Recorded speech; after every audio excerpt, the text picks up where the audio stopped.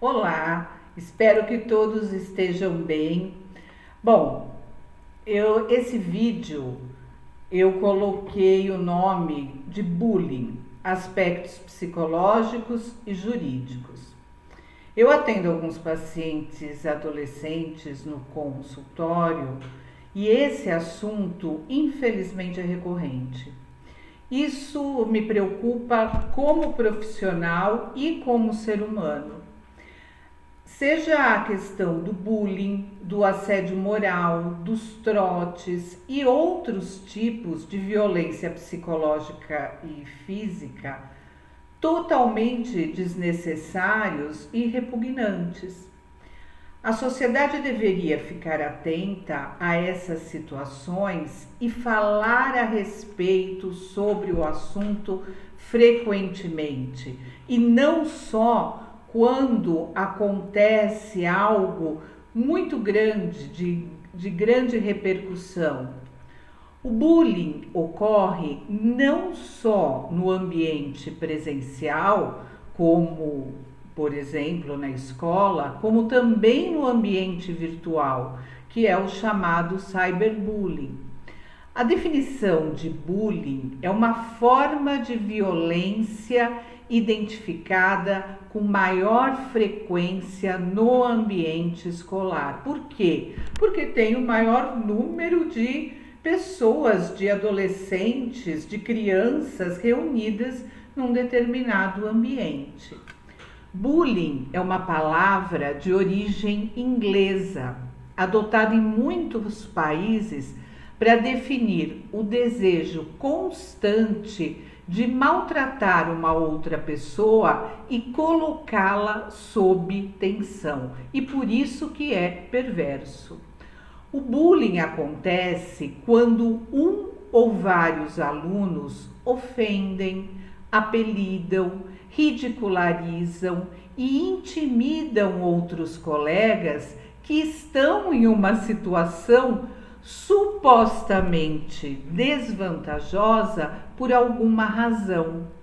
O bullying acontece sempre em situações onde há o envolvimento de uma relação de poder e força que acontece repetidamente e de forma gratuita, ou seja, não tem uma razão plausível para esse tipo de violência.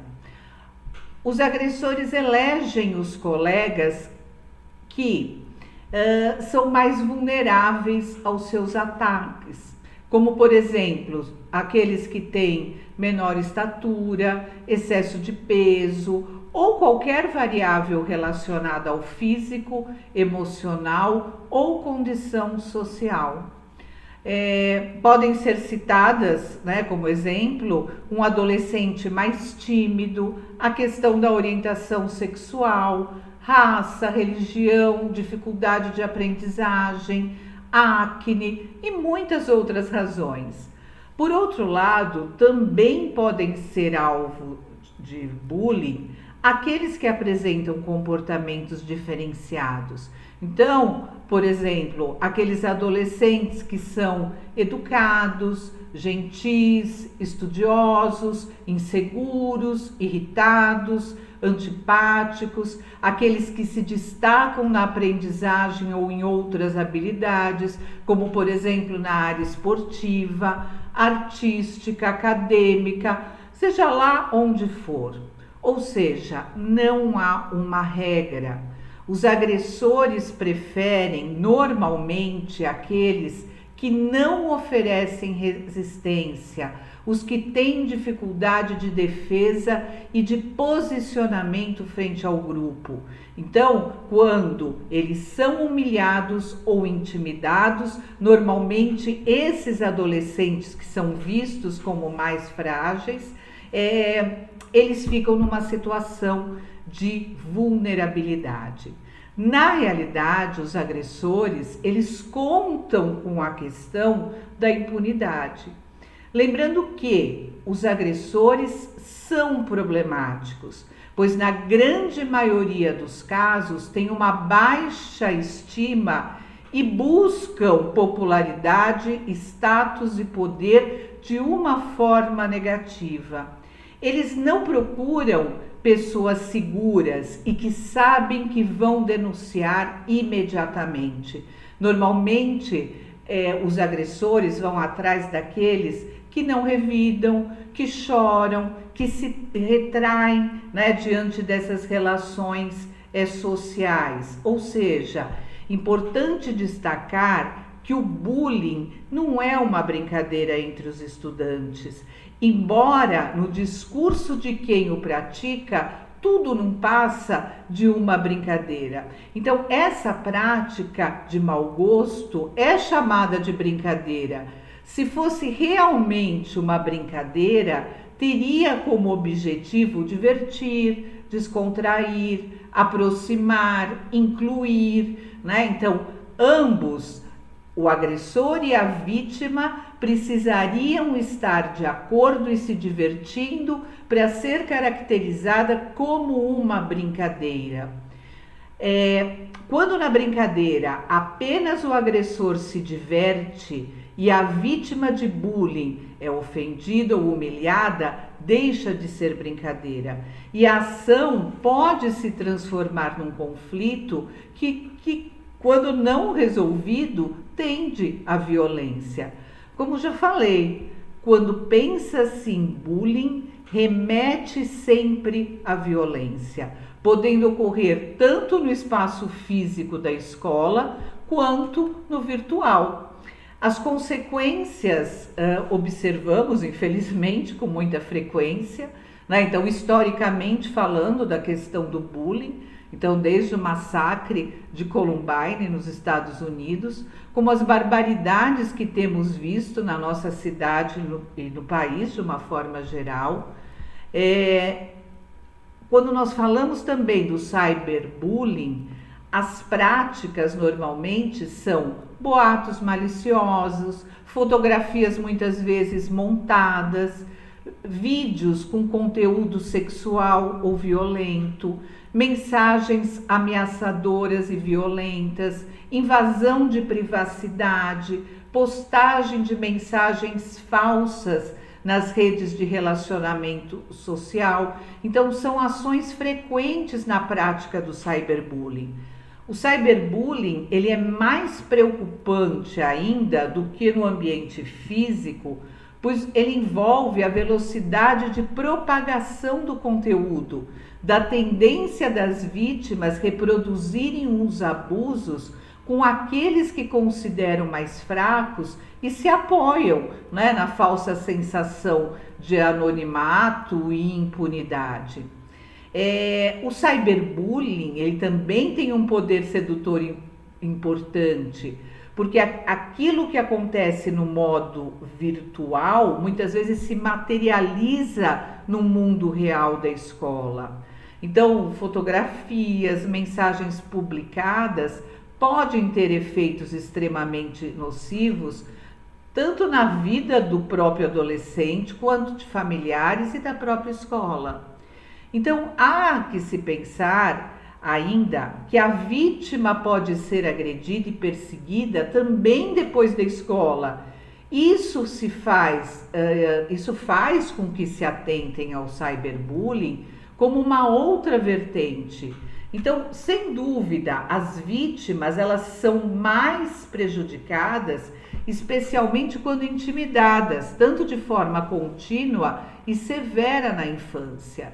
Então, quando não há intervenções efetivas e acompanhamentos sistemáticos, as sequelas podem ser percebidas além do período acadêmico. Então, por isso que o bullying é tão perigoso e tão nocivo para toda a sociedade.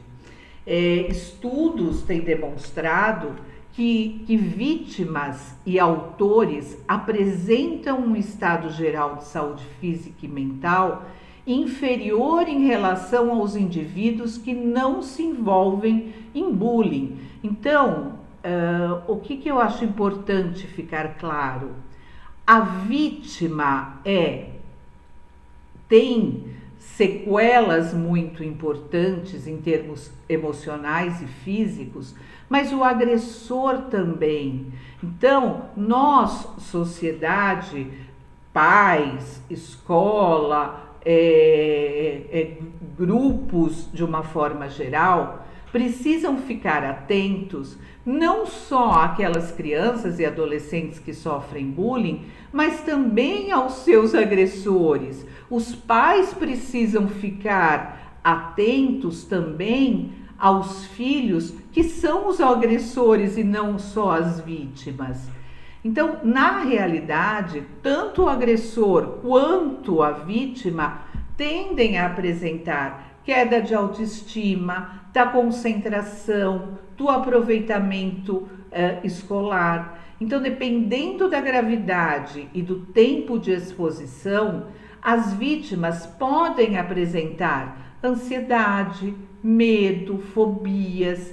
É comum reclamação de dores de cabeça e de estômago, febre, suor excessivo, vômitos, diarreia e principalmente no momento de irem à escola. Muitas vezes aquelas crianças que eram assíduas, que iam à escola com prazer, passam a ter alguns sintomas. Então, ficar atento aos mesmos é fundamental.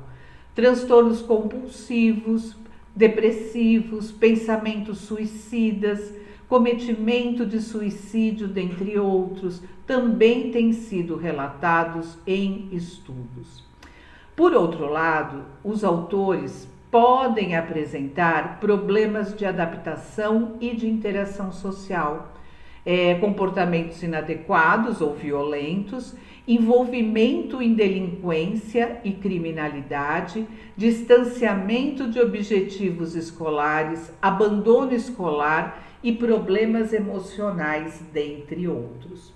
O bullying ou cyberbullying tem sido apontado como uma das causas de absenteísmo, como eu acabei de falar, transferências escolares, baixa produtividade, perda do interesse pelos estudos e abandono escolar.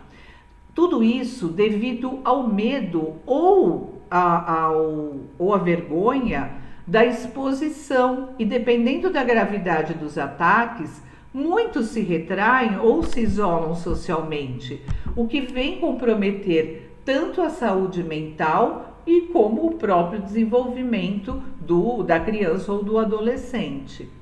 Por isso que é importante que os pais, a escola e as pessoas que convivem tanto com os agressores quanto com as vítimas fiquem atentos aos comportamentos que saem fora do padrão, estimular e encorajar os alunos a informarem os casos.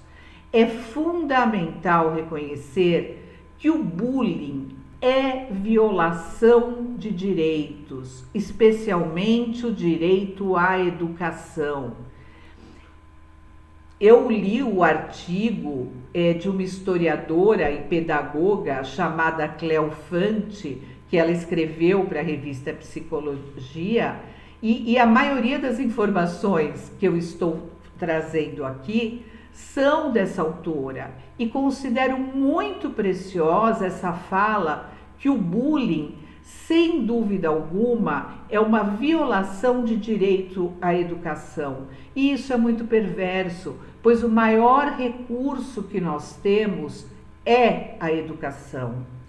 A lei anti-bullying é a de 13.185, de 6 de novembro de 2015, e que está em vigor desde 2016. E essa lei classifica o bullying como intimidação sistemática quando há violência física ou psicológica em atos de humilhação ou discriminação.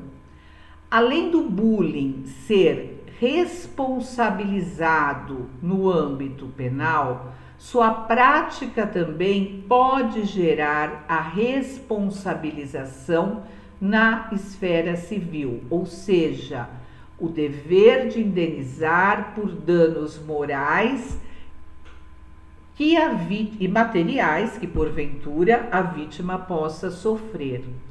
O agressor, se ele for maior, ele poderá ser penalizado e terá que pagar indenizações.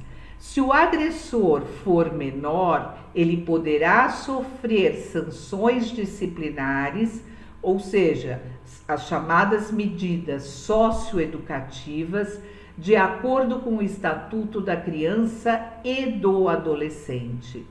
E os responsáveis pelo menor poderão ser condenados a pagar indenizações por danos morais. Em maio de 2018, entrou em vigor a Lei de 13.663 de 2018, que incluiu, entre as atribuições das escolas, a promoção da cultura de paz e medidas de conscientização, prevenção e combate a diversos tipos de violência, como o bullying.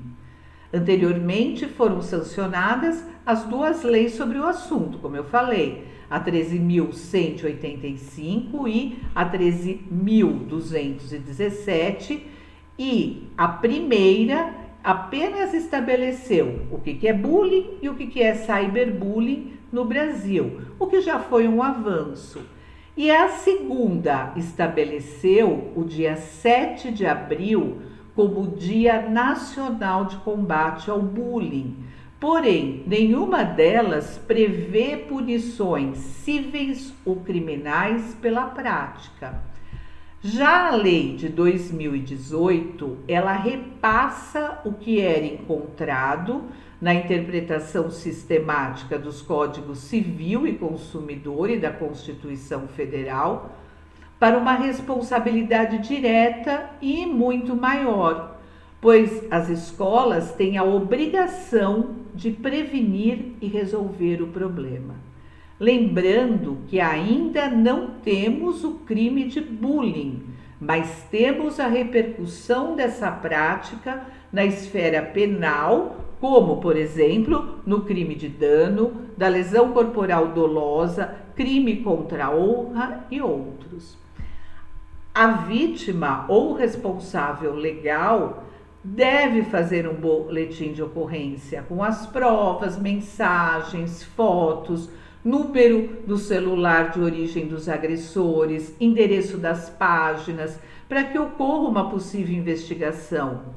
E ainda essa autora que eu citei, ela fala que não devemos aguardar apenas das autoridades, pois a morosidade, ela impera. Isso é verdade no nosso sistema, né? Então, nós estamos esperando ansiosamente a aprovação do Estatuto da Vítima, porque aqueles que sofrem bullying são vítimas, né? Então, a aprovação desse estatuto viria, né, ao encontro da necessidade que toda a população tem de uma legislação que realmente proteja a vítima. Mas o que é importante? Nos atermos primeiro a reconhecer o bullying e diferenciá-lo das brincadeiras cotidianas, dos atos de indisciplina, dos conflitos e das diversas ocorrências no ambiente escolar.